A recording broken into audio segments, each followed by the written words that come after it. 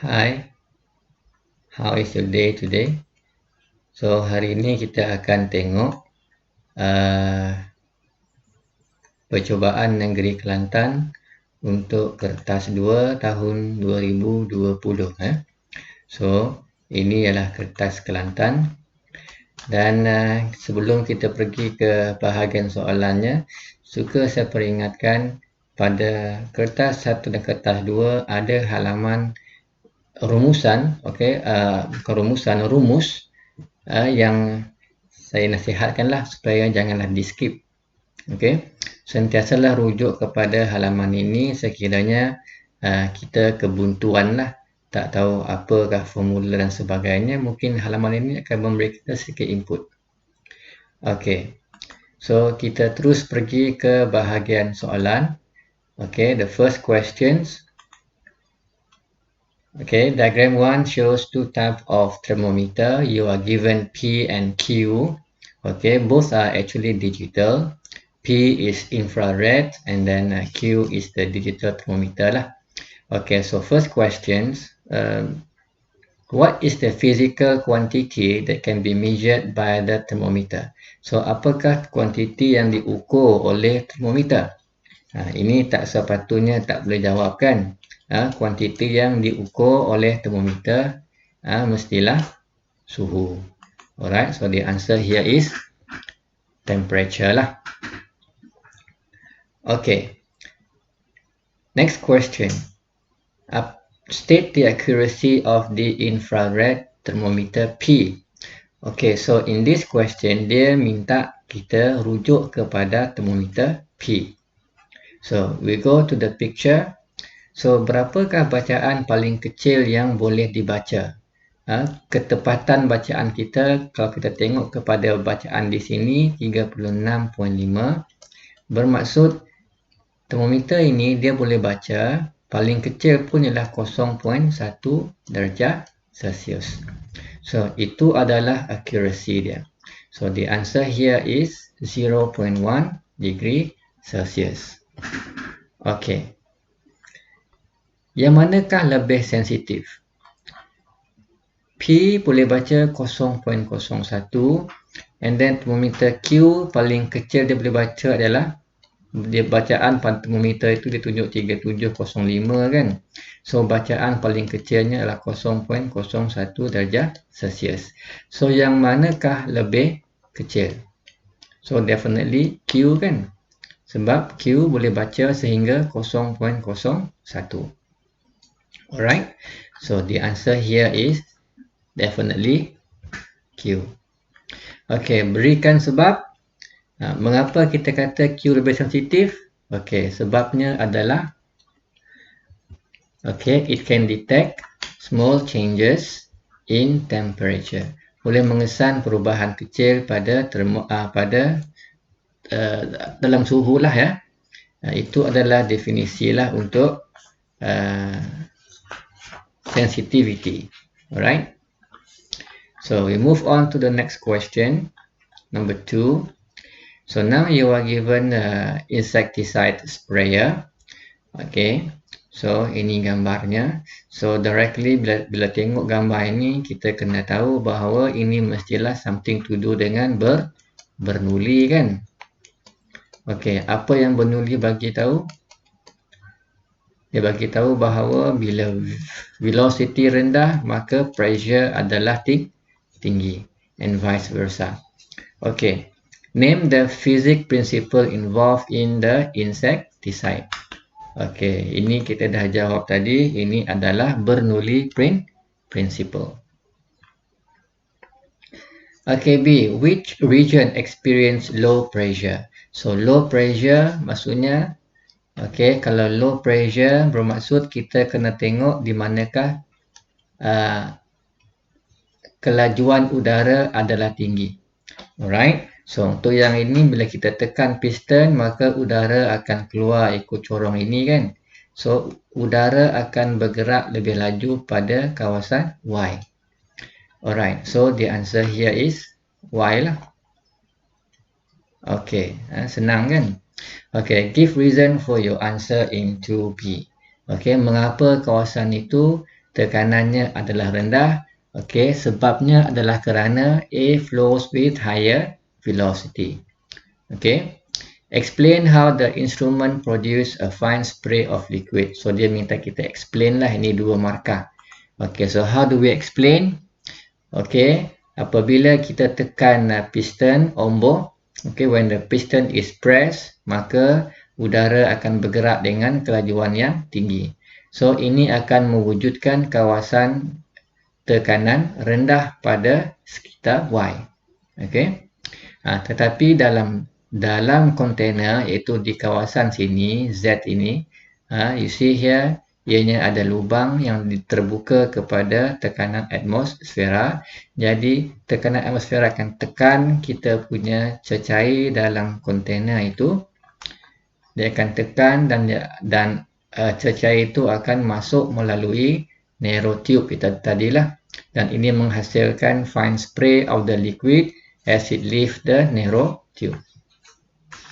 Alright, so ini dua markah. Alright, let's move on to the next question.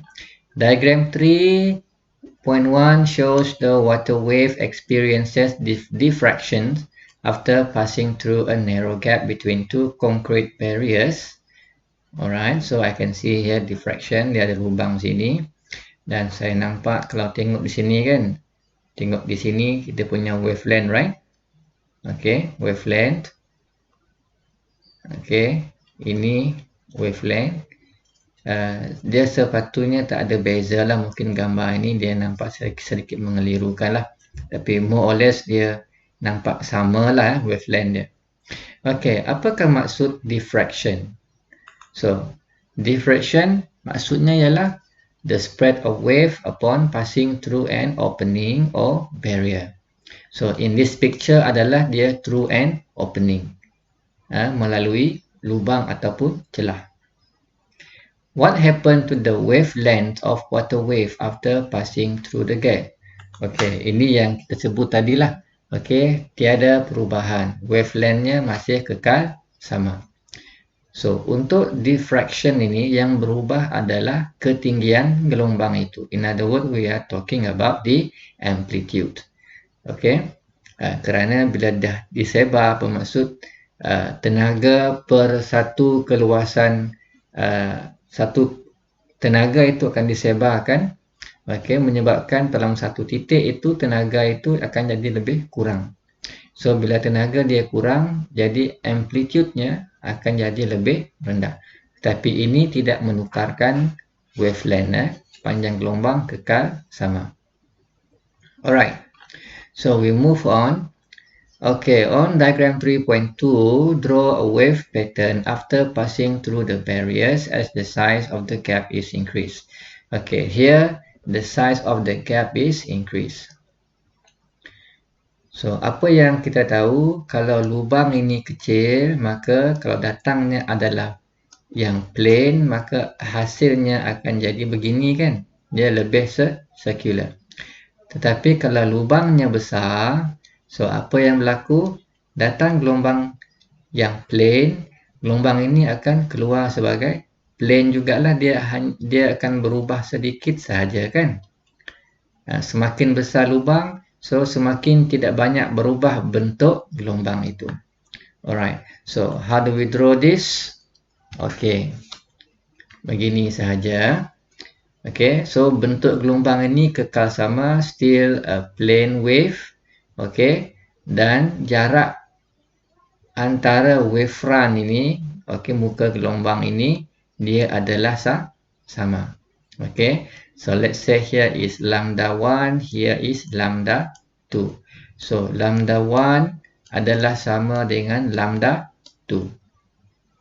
Okay, so ingat untuk diffraction, untuk pembelauan, panjang gelombang kekal sama tetapi amplitude-nya akan berkurang. Kita tak dapat nampak amplitude di sinilah, kita hanya boleh nampak wavelength sahaja, panjang gelombang sahaja. Alright, so kita move on to the next question, soalan pengiraan. calculate the wavelength of the incoming water if the velocity of the water wave is 50 and then the frequency is 23.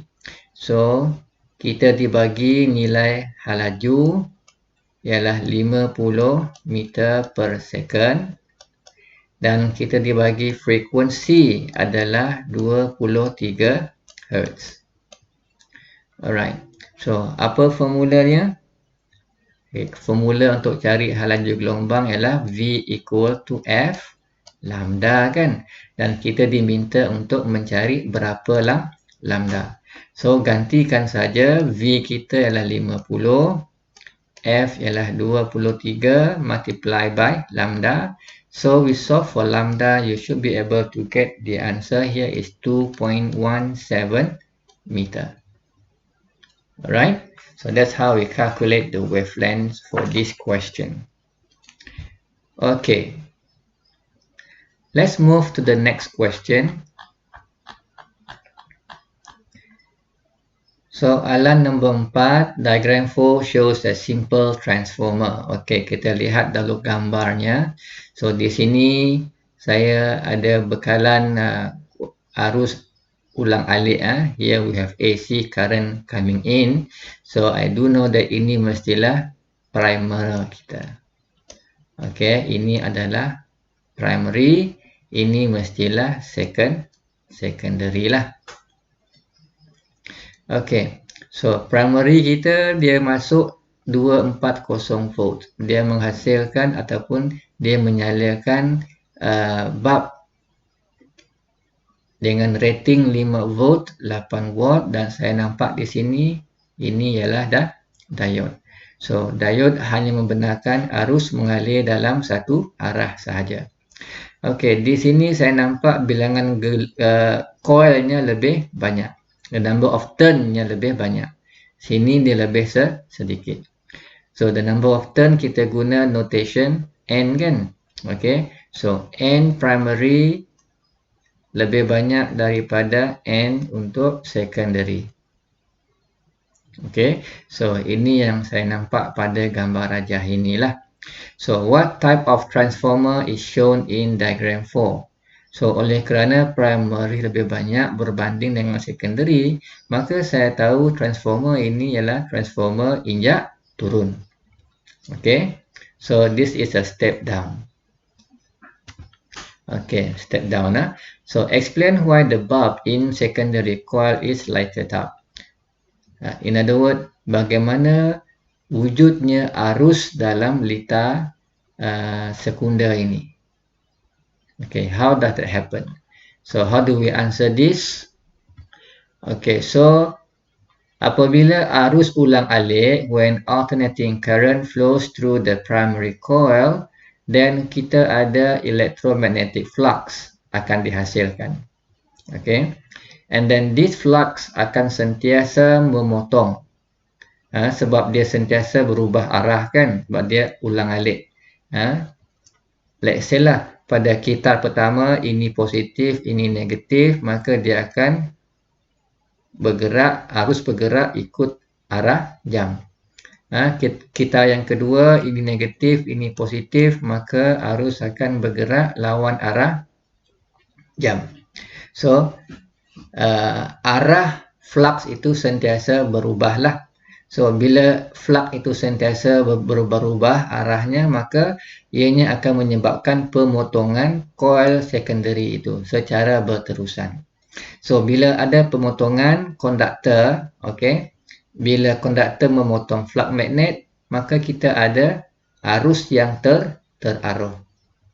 Alright? So, remember that for this type of arus, kita tak kata dihasilkanlah. Kita menggunakan perkataan arohan. Okay. In English is inducer. Okay, so the cutting of flux induces EMF in the secondary coil, which in turn lighting the bulb up. Alright, kerana bila ada pemotongan flux oleh konduktor ini, maka arus akan teraruh di sini. Alright, and in this litar saya ada diode kan, so arus hanya mengalir satu arah sahajalah. Ya. Okay, when the transformer is on, the bulb is lighted up with normal brightness. Okay, so normal brightness. Dia dah bagi tahu normal brightness. Bermaksud kecerahan mentol ini adalah setara dengan 5 volt, 8 watt. Ini rating dia lah. Okay, so what is the output voltage? Okay.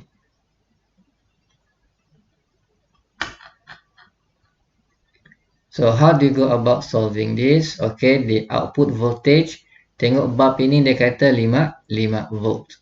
Dan dia kata tadi bahawa bulb itu menyala dengan kecerahan normal. Jadi the output voltage mestilah bersamaan dengan nilai rating pada bulb itulah. So it must be 5 volt. Berdasarkan kepada rating pada mentol dan soalan bagi tahu lighted up with normal brightness. Okay.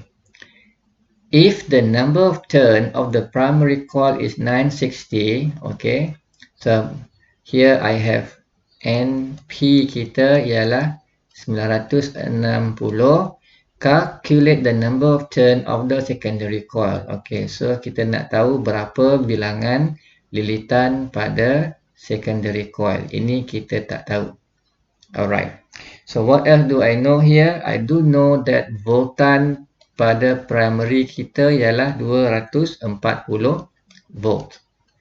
Dan voltan pada secondary adalah berdasarkan soalan ialah 5 volt. Okay. This one come from the previous questions here, 5 volt. So how do we solve this? Okay, so I can write hubung kaitnya dari segi nisbahnya ialah NS bahagi NP sama dengan VS bahagi VP. Nak terbalikkannya pun sama. You will get the same answer lah. Alright. So NS yang kita hendak cari berapa tadi kan? And then NP ialah 960 sama dengan VS kita 5. And then VP kita pula ialah 240. Hanya gantikan saja. Just do your substitution. And then you solve for N sub S. Alright. So here I get the answer 20 lah. Okay. 20 lilitan. Okay. Pada gegelung secondary ya. Now, what if the input alternating current voltage in diagram 4 is replaced with the input of direct current? Kalau AC, kita tukar pergi DC. So, what happen? Flux dihasilkan, tetapi flux itu cuma satu arah sahaja. Yang bermaksud, pemotongan flux oleh konduktor hanya berlaku satu kali sahajalah. So, ini membawa maksud mentol itu tidak akan menyala sebab arus tidak diarahkan dalam gegelung sekunder. Okey. Kalau menyala pun dia menyala sekali and then dia padam. Okey, dia menyala sekejap and then dia padam. Alright? Okey, follow Okay, soalan nombor 5, diagram 5.1 shows light travel from air into glass block and then 5.2 into a diamond. Alright, so saya nampak sudut tujunya 60, 60 sama. And then bila masuk dalam glass block, ini jadi 35, ini ialah 21.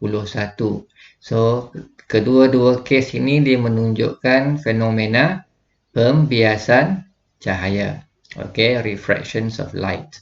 So, ini masuk glass block 35, ini masuk diamond 21. Bermaksud dari segi density-nya mestilah density glass block dia lebih rendah berbanding dengan density untuk diamond. Okay, semakin tinggi density, semakin dekatlah dia dengan normal. Dia akan mendekati normal. Okay, and then in the question also we are given the speed of light in glass block. Banyak ini. And then the speed of light in diamond is 1.25 times 10 to the power of 8 meter per second. Okay. Now, name the phenomenon occurs in diagram 5.1 and 5.2. Okay, we have answered this just now. Ini adalah pembiasan, refraction. So, based on diagram 5.1 and 5.2, compare the speed of light in the glass block and diamond. So, dia minta kita compare. So, ini very direct lah. So, the speed of light block in the glass block is greater than in the diamond. Alright. I believe there is something wrong with the question here. Ini sepatutnya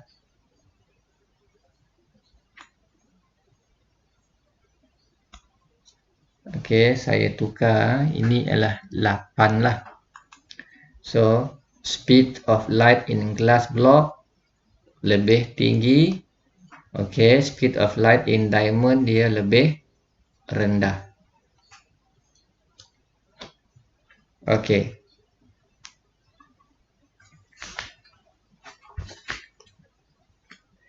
And then the angle R. The angle R we are talking about sudut biasan. So, dalam glass block dia lebih tinggi kan? Dalam diamond dia lebih rendah. Alright. So, jawab sahaja berdasarkan gambar itu. So, the angle R in the glass block is greater than that in the diamond. Alright. So, if you see how I answer this question, okay, here the question asks for the speed of light. Okay, so in my answer I mentioned also the speed of light. Itu ialah kuantiti yang dibandingkan, the angle R. So in my answer I have the angle R.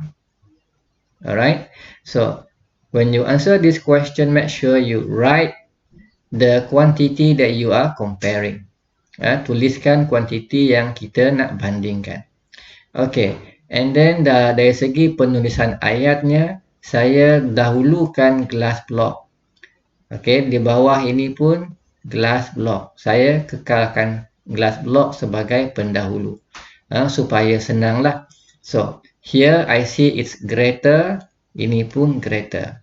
So, speed of light greater. Angle R is greater. Okay. So, why I do this? Nanti kita tengok. Alright. Now, refractive index N of the glass block. So, how do we find refractive index? Okay. So, in this question, you are not given the refractive index directly lah. Tapi kita boleh calculate. Whereby refractive index N, okay, sama dengan sin 60 darjah bahagikan dengan sin 35 darjah. Okay, sin I bahagi sin A. And remember that N ini dia mesti sentiasa lebih besar daripada 1 lah, ya. Okay, this one you must know that refractive index is always greater than 1.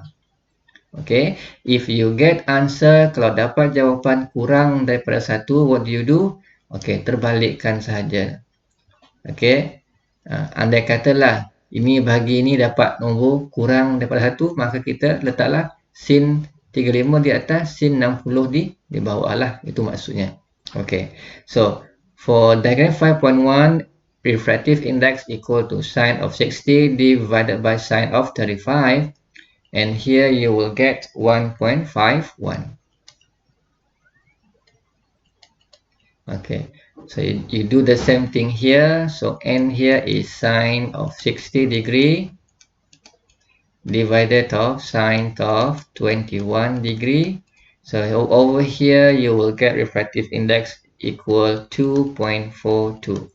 So bermaksud refractive index untuk diamond dia lebih tinggi. Okay, untuk glass block dia lebih rendah. So kita jawab soalan. yang kita compare ialah refractive index. So I have my refractive index. Okay. Saya dahulukan glass block, so saya akan sebut glass block dahulu. So glass block punya refractive index dia kurang berbanding diamond. Okay. So yang ini dia lebih rendah. Okay. Now nyatakan hubung kait di antara speed of light and angle R. Okey, kita diminta untuk nyatakan hubung kait speed of light dengan angle R ini. So, daripada apa yang saya catat tadi, saya tahu semakin tinggi speed of light, semakin tinggilah angle R. Alright? And that's why dalam saya menulis jawapan, saya ikut saja bentuk yang saya telah tetapkan lebih awal tadi. Okey, andai kata saya sebut diamond dahulu, maka jawapan yang berikut pun saya akan sebut diamond dahululah, ya.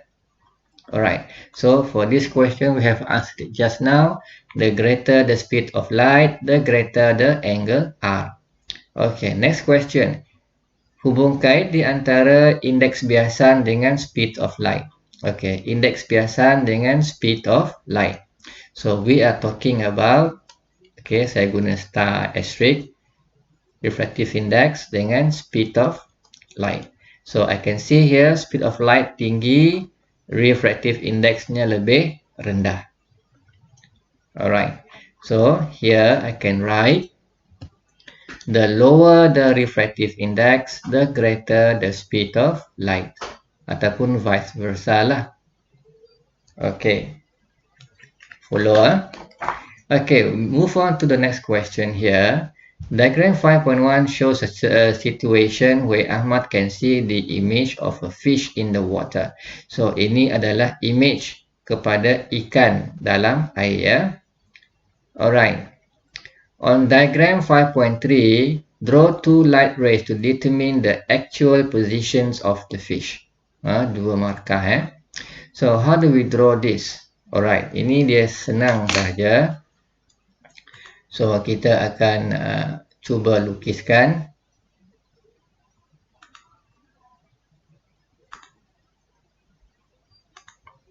Okey, ini mata. Okey, pergi straight kepada ikan ini.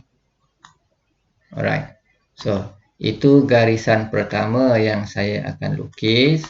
Mungkin saya bagi dia nampak sedikit. Okey, maybe warna merah. Okey, nampak? Alright. Okey, next. Saya akan lukis satu lagi garisan yang berserenjang dengan permukaan itulah. Kira-kira berserenjang. Dia mestilah ini garisan yang kita lukis tadi. Ini permukaan air, kawasan persilangan itu. More or less it's here. More or less lah. Kalau awak lukislah guna pembaris.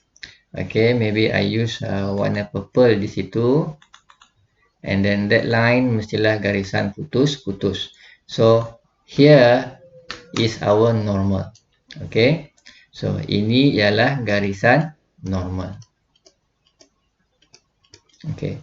Ini adalah alur cahaya. Okay. So, cahaya ini mestilah datang daripada ikan pergi ke mata. Bukannya mata pergi ke ikan. Okay. Itu arah perambatan cahaya. Alright. Follow. Okay. So, what do we do next? Cahaya ini dia dari udara ke air. Air lebih tumpat, kan? So, bermaksud alur ini dia mestilah dilukis mendekati normal, kan? Alright. So, kita lukislah satu lagi garisan. Okay, dari sini dia mestilah mendekati normal itu. Alright. So, it will be something like this lah, ya.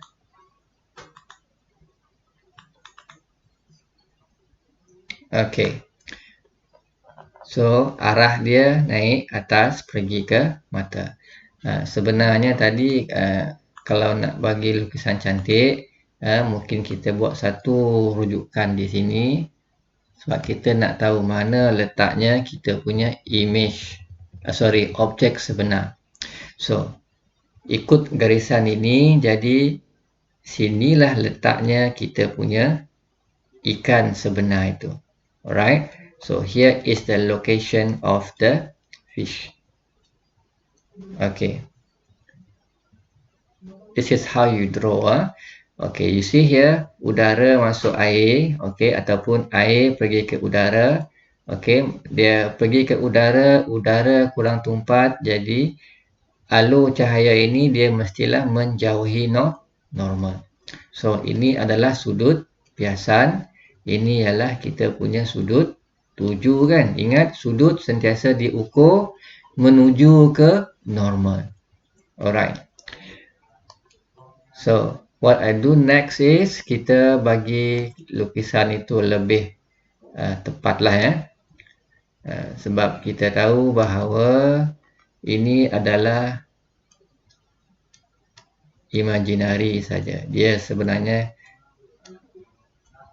tak ada sangatlah. Alright. So, itulah lukisannya. The ray diagram, okay. Rajah sinar untuk menunjukkan pembentukan image oleh objek ikan di bawah itu. So, ikan dengan image-nya dia berada pada garisan yang sama. Dia mesti berada di bawah. Okay, follow. Okay, I hope that you can follow the discussion. Okay, so kita bergerak ke soalan yang berikutnya, soalan nombor 6. Okay, now, sorry.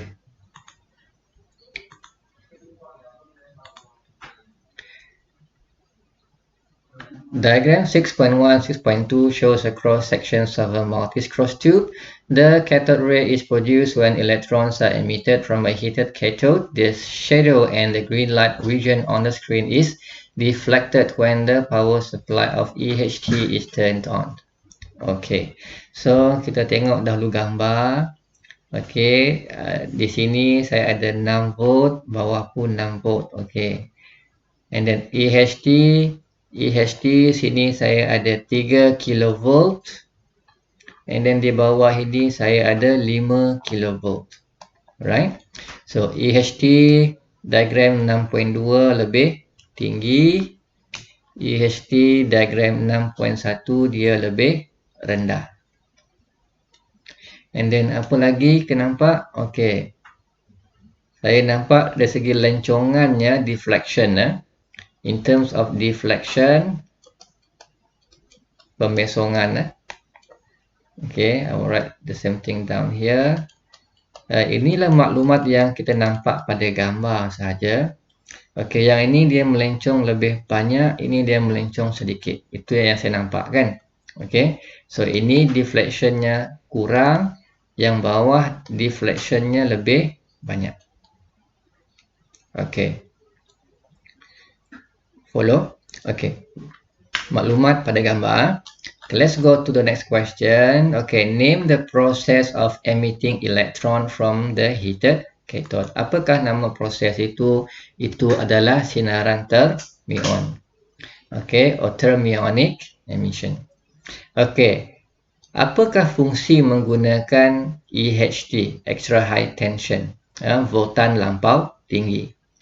Okay, so tujuannya adalah untuk memecutkan elektron itulah. Okay, to accelerate the electron supaya ianya sampai ke anode dengan kelajuan yang tinggi lah.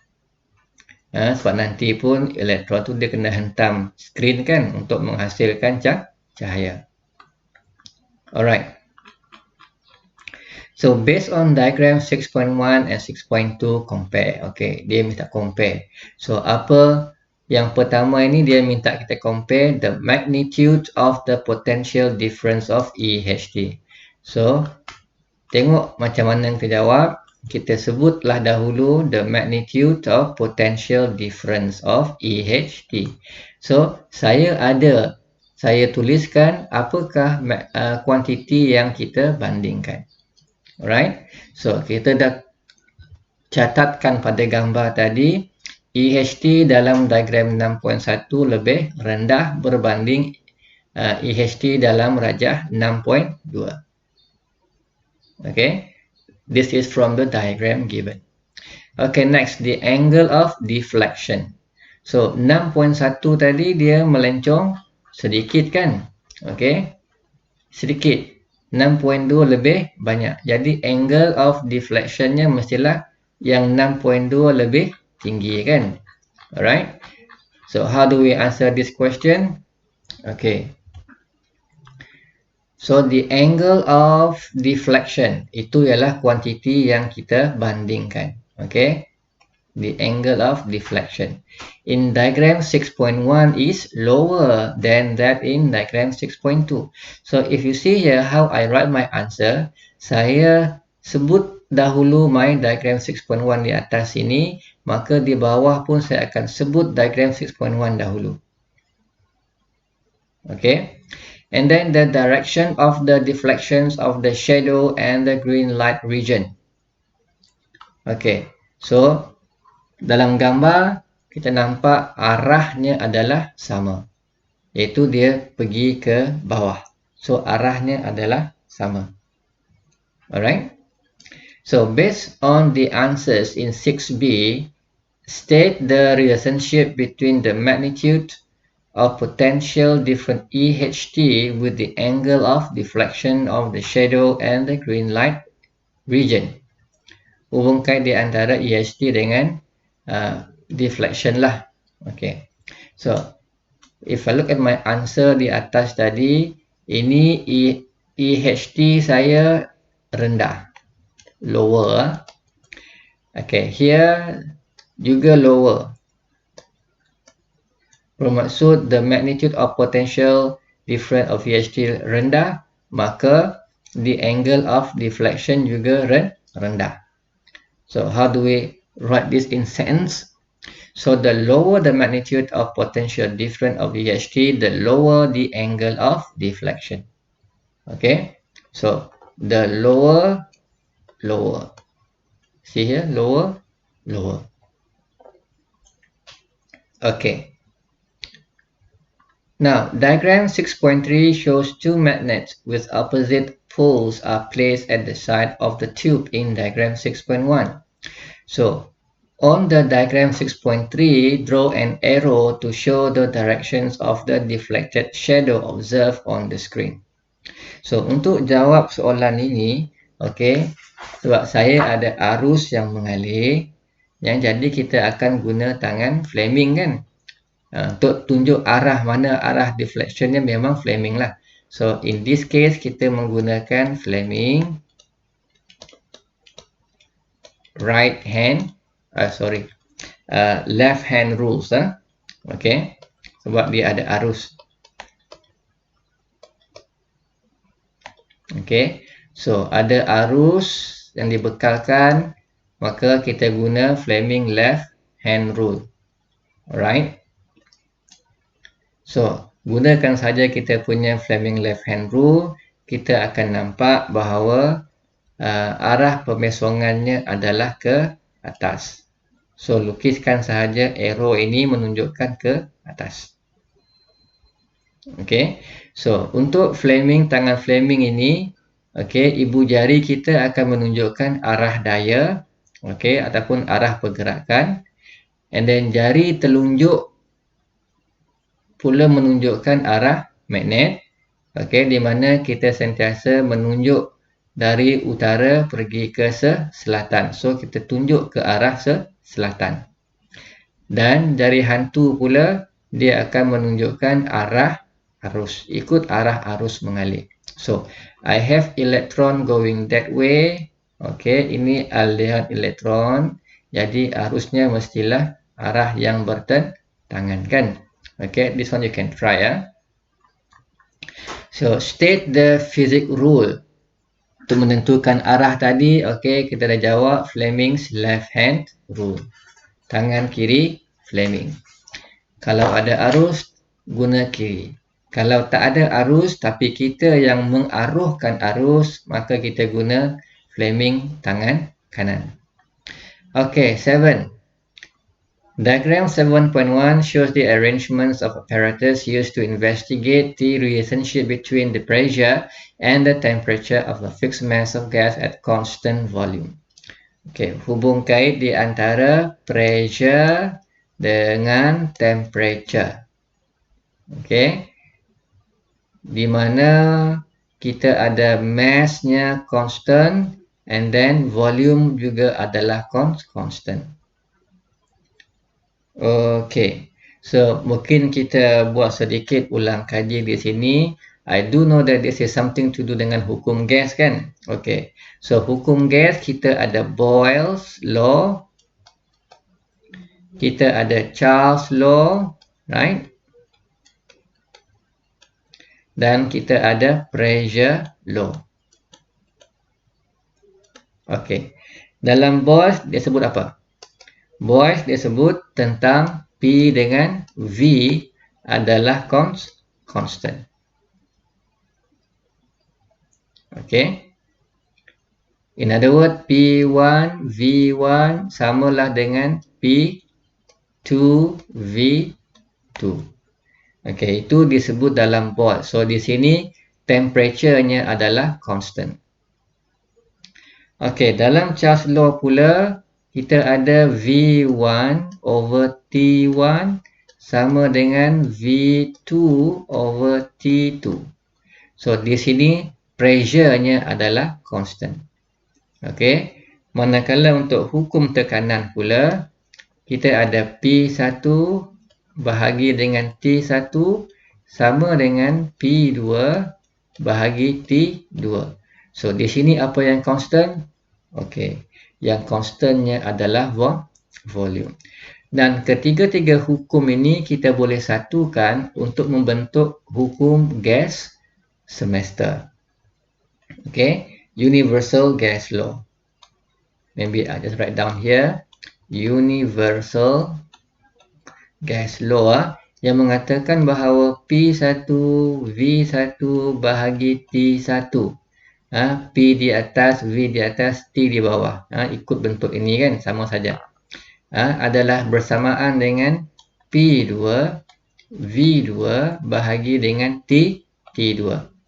And don't forget that for gas law, okay, untuk hukum gas, kita punya temperature must always be in Kelvin. Okay, tidak boleh guna degree Celsius untuk hukum gas. Sentiasa guna absolute temperature, iaitu guna unit Kelvin. Okay, how do we convert Celsius to Kelvin? Hanya tambahkan dengan 273. Okay, ini nak tukar degree Celsius pergi ke Kelvin. Alright, so kita pergi kepada soalan. Namakan hukum gas yang terlibat dalam eksperimen ini. So, saya nak cari hubung kait di antara P dengan T. Okey, P dengan T. So, yang ini kan P dengan T. P dengan T. So, ini adalah hukum tekanan. Pressure law. Okay, so based on the experiment in diagram 7.1, sketch a graph of gas pressure P against absolute temperature T. Okay, so apa hubung kait dia? So, kalau saya nak guna saya punya universal gas law tadi, nak guna pressure law pun boleh. Pressure law bagi tahu bahawa P over T adalah constant. Okay, I do hope you understand this. We can write P1 over T1 equals P2 over T2 equals P3 over T3. Okay, equal bla bla bla bla. Sebutan ke NP bahagi dengan sebutan ke N untuk T. So, nilai nisbah ini adalah sama. So, that's why I put here P over T adalah constant. So, I can write P equals to CT. Jadi, apa hubung kait P dengan T? Okey, P dengan T adalah berkadar secara langsung. Okey, so untuk berkadar langsung, mula dengan titik kosong, kosong. Alright, and then kita lukilah garisan lurus. So, ini adalah hubung kait. Remember, untuk this type of questions, okay, untuk lukisan, sentiasalah mengguna pembaris. Okay, state the temperature of gas in degrees Celsius when the pressure is 0. So, pressure is 0, temperature-nya ialah 0 Kelvin kan? Alright, 0 Kelvin. So, daripada degree Celsius pergi kepada Kelvin, okay, kita tambah 273. Kalau Kelvin pergi ke degree Celsius, so senanglah tolak dengan 273. Alright, so the temperature in degree Celsius ialah negative 273 degree Celsius. Ulur. Okay, so nilai negatif 273 darjah Celsius dalam Kelvin ini adalah bersamaan dengan 0 Kelvin. Alright. C. The pressure of gas in the container is 3.2 times 10 to the power of 5 Pascal, and then the temperature is 2 degrees Celsius. Calculate the pressure of the gas if the temperature is increased to 32 degrees Celsius. Okay. So, saya tuliskan dahulu maklumat yang dibagi. P1 ialah 3.2 darab 10 kuasa 5 Pascal. And then temperature awal T1 is 2 degree Celsius. Okay, tapi untuk gas law kita tak kerja dengan degree Celsius, kita kerja dengan Kelvin. So tambahkan saja 273. So T1 ialah 275 Kelvin. Alright. So P2 ini yang kita tidak tahu. Tapi dia bagi T2 kan. T2 ialah 32 darjah Celsius. Again, tukarlah kepada Kelvin tambah dengan 273. So, temperature 2 ialah 305 Kelvin. Alright. So, next kita masukkan dalam formula. Okay. Pressure law tadi ialah P1 bahagi T1 sama dengan P2 bahagikan dengan T2. So, next is just do the substitution sahaja. Okay, P1 is 3.2 times 10 to the power of 5. And then my T1 is 275 Kelvin equals to P2 is what I want to know. And then T2 is 305 Kelvin. And then we solve for P. You should be able to get 3.55 okay, darab 10 kuasa 5 Pascal. Okay, remember in physics, semua measurement, semua calculation, kalau dia ada unit, maka wajib kita tulis unit ini. Kalau bagi jawapan 3.55 darab 10 kuasa 5, kalau betul pun nombor ini tapi tak ada unit, tetap dikira salah. Okay, make it a habit, okay, untuk sentiasa menyatakan unitnya. Okay, now, D. Diagram 7.2 shows a pot that can function as a pressure cooker. Okay, using kinetic theory of gas, explain why the pressure of air in the cooker is increased when the temperature is increased. Okay, mengapakah kalau temperature increase maka pressure increase? So first we need to recall balik bagaimanakah wujudnya tekanan gas itu. Okay, tekanan gas itu wujud kerana pelanggaran molekul-molekul gas dengan dinding kontainer. Okay, bukannya kerana pelanggaran di antara molekul-molekul gas, tetapi pelanggaran di antara molekul gas ataupun molekul udara dengan dinding. Okey, sebab dalam pressure P ini yang asasnya P equal to F over A kan. So you see here ada A, ada keluasan. So untuk berlakunya tekanan dia mesti menghentam, mesti ada contact. Okay, so in this case gas dia menghentam dinding container. So that's why we have pressure inside this. Alright, so here we want to explain mengapa pula temperature increase maka pressure increase. So how do we answer this? So apabila suhu meningkat, when the temperature increases, therefore the kinetic energy of the air particles also increase. Okay, so here is air, so here we have air lah. Okay, air particle increase.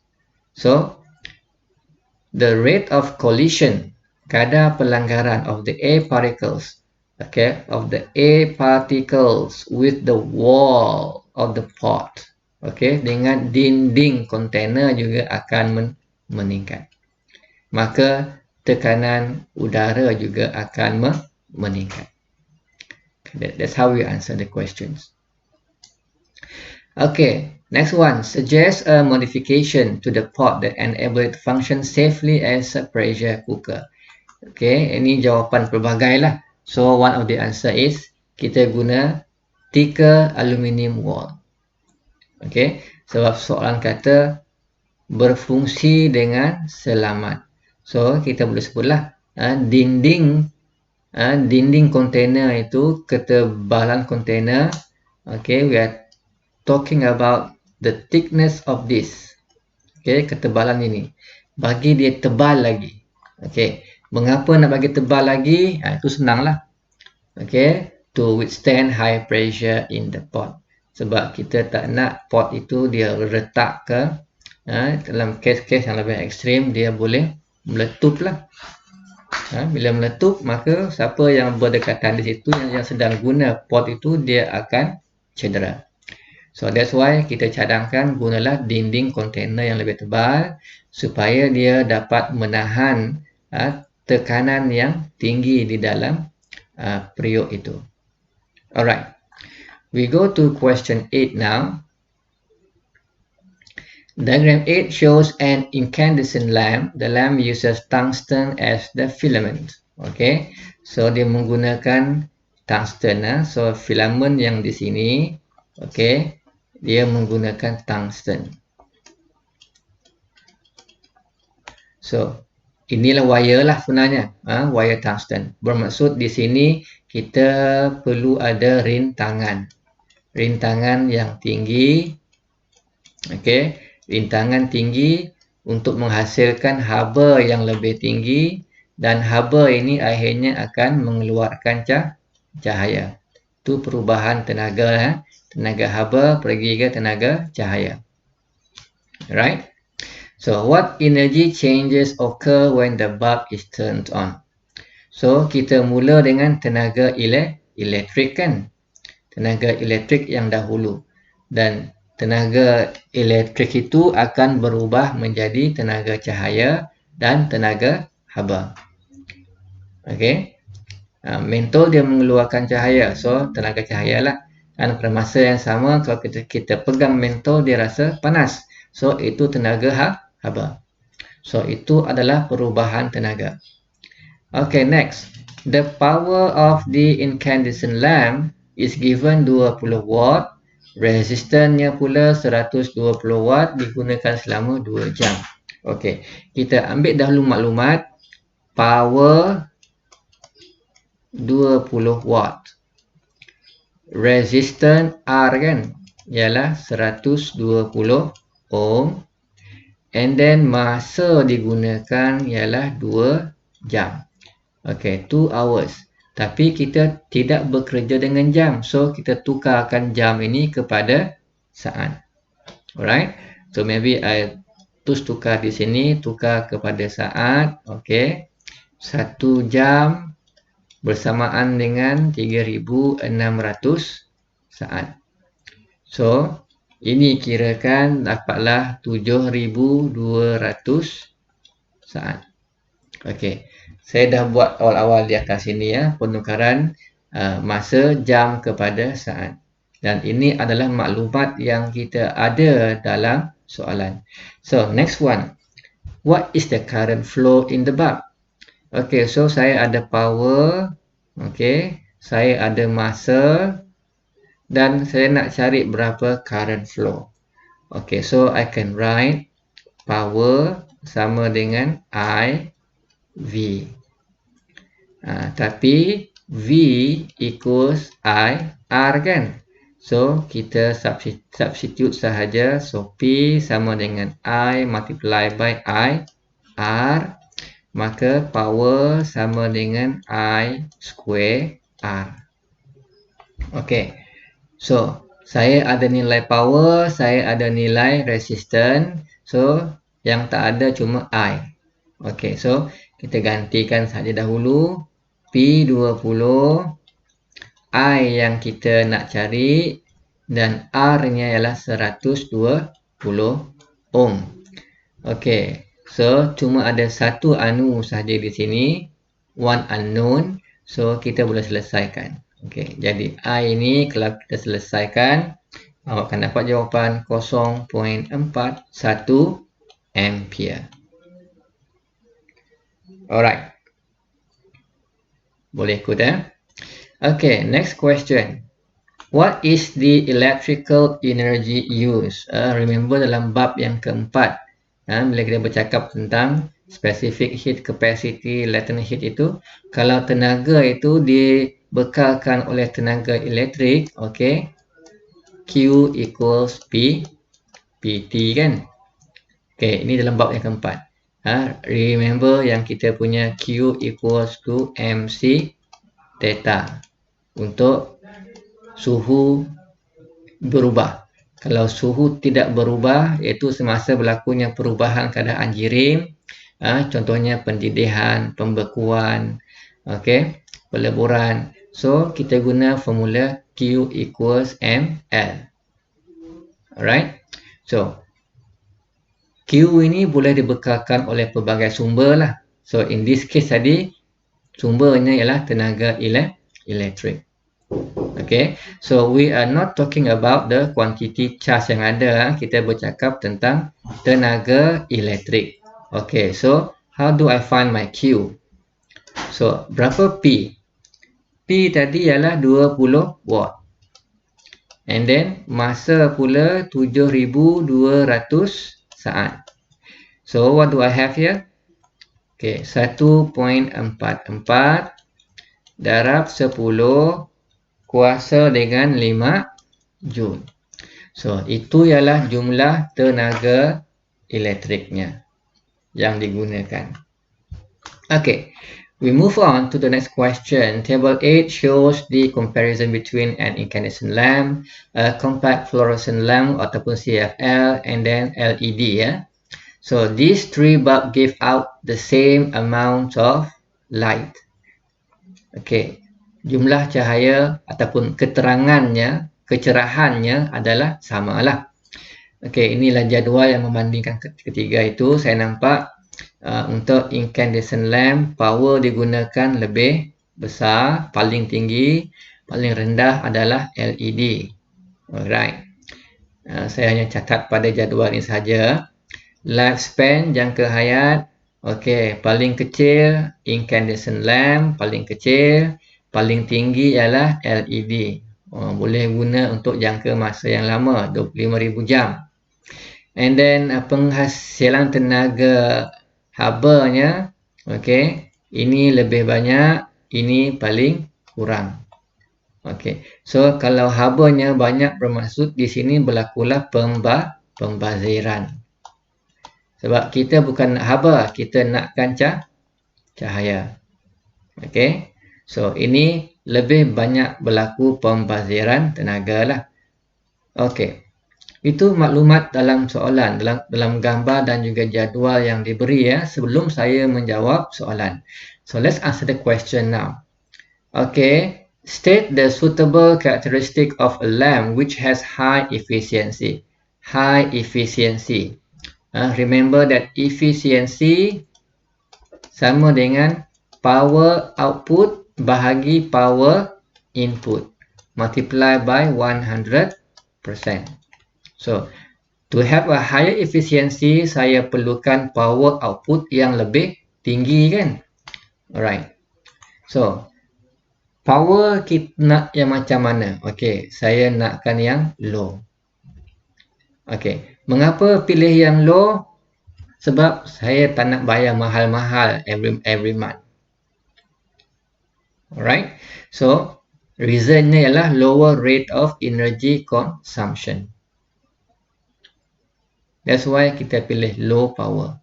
Semakin tinggi power, bermaksud kita akan menggunakan lebih banyak tenaga. Bermaksud kita kena bayar bil elektrik lebih mahal lah tiap-tiap bulan. Okay, lifespan. Lifespan kita nak yang bagaimana? Kalau saya dah tentu saya nak yang lifespan-nya panjang dah. Tak perlulah saya nak beli tiap-tiap terlampau kerap membeli mentol. Alright. So, apa reasonnya? Tahan lebih lama. And then production of heat energy. Kita nak yang rendah ke yang tinggi. So, kita nak ke yang rendah. Apa alasannya? Sebab less energy is wasted. Alright. Kurang tenaga dibazirkan. Okay. So, based on the answer in 8C1, 2 and 3, choose the lamp with highest efficiency. Okay. So, ini aspek yang kita sudah kaji tadi. So, let's go to the jadual. Okay. Saya nak yang low. Power nak yang low. So, power low yang ini. Lifespan nak yang panjang nanti kan? So, yang ini. Dan heat saya nak yang paling rendah. So, yang ini. So, berdasarkan saya punya pemilihan, so, definitely saya akan pilih LED. Okay. So, here the answer is LED. Alright. Follow. So, I stop here first. Kita akan sambung dengan section B selepas ini.